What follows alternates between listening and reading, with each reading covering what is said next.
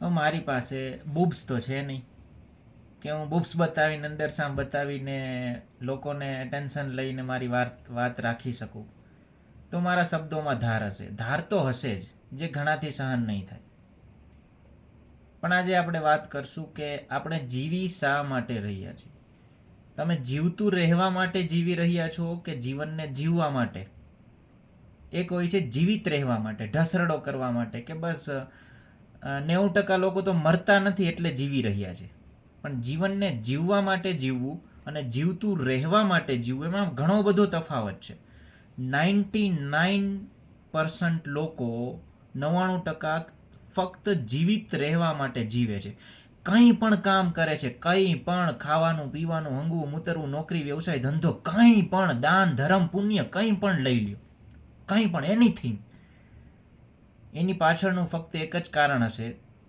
તમને જવાબ મળશે. આનો જવાબ તમારે સ્વયંને પૂછવાનો છે, પ્રશ્નને સ્વયંને જવાબ આપવાનો છે કે હું જીવન જીવી રહ્યો છું એટલું શાનદાર જીવન જે પરમાત્મા, કુદરત, ઈશ્વર, પ્રકૃતિ જેના દ્વારા મળેલું છે, જીવિત રહેવા માટે જીવું છું કે જીવવા માટે જીવું છું? તો બધાના જવાબમાં તમને મળશે કે આ તો ફક્ત હું જીવનને જીવિત રહેવા માટે કરી રહ્યો છું આ કામ, કારણ કે મરતો નથી. અને જીવતું રહેવું છે તો કામ કરવું પડે છે, નોકરી ધંધો કરવો છે, બોસની ચાટવી પડે છે, ધંધામાં કસ્ટમરોની ચાટવી પડે છે.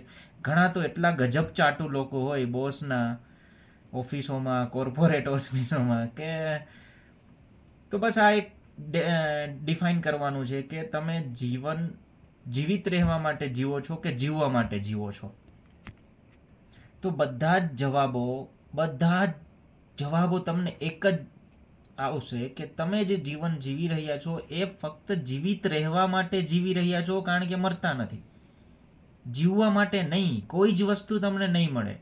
જો જીવવા માટે જીવવાનું શરૂ કરશો તો દુઃખો પૂરા થઈ જશે, જવાબ મળી જશે. તો અને એના માટે ઉદ્દેશ્ય હોય છે. જેમ લગ્ન માટે આપણે સેક્સની વાત કરીને ધડાધડી જે લોકોએ મસ્ત ઉહાપો મચાવ્યો કે લગ્ન કરવા માટે કંઈ ઉદ્દેશ્ય હોય છે કે નહીં તમારું? તમે ક્યારેય પૂછ્યું છે? એરેન્જ મેરેજ કરવા એક તો એ ખરાબ કોન્સેપ્ટ છે કે ઘણા પહેલાં જ્યારે ગુલામો લેવા જતા તો ગુલામોનું શરીર જોતા, પગેથી હાથેથી માથેથી પગ સુધીનું શરીર જોવામાં આવતું, આંખો, એનું આખું પૂરું શરીર કેવું મજબૂત છે એવું બધું જોવામાં આવતું.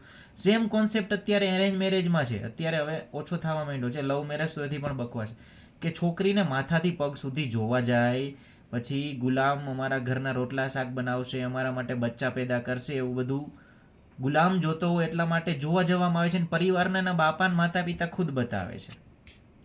આ એટલે થાય છે કે તમારે ફક્ત જીવનનો ઉદ્દેશ્ય જીવિત રહેવાનો છે, જીવવાનો નહીં.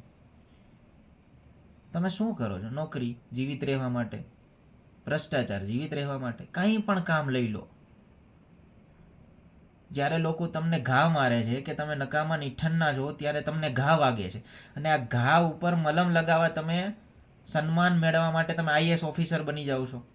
અને પછી લોકોને તમે ઘા મારો છો કે જો હવે હું નકામો નિઠ્ઠન્નો નથી, એટલે તમે તમારા ઘા ઉપર આઈએસ બનીને મલમ લગાવી દીધો અને હવે તમે બીજાને ઘા મારશો. હવે તું નકામો નિઠ્ઠન્નો છો, હું તો આઈએસ બની ગયો છું.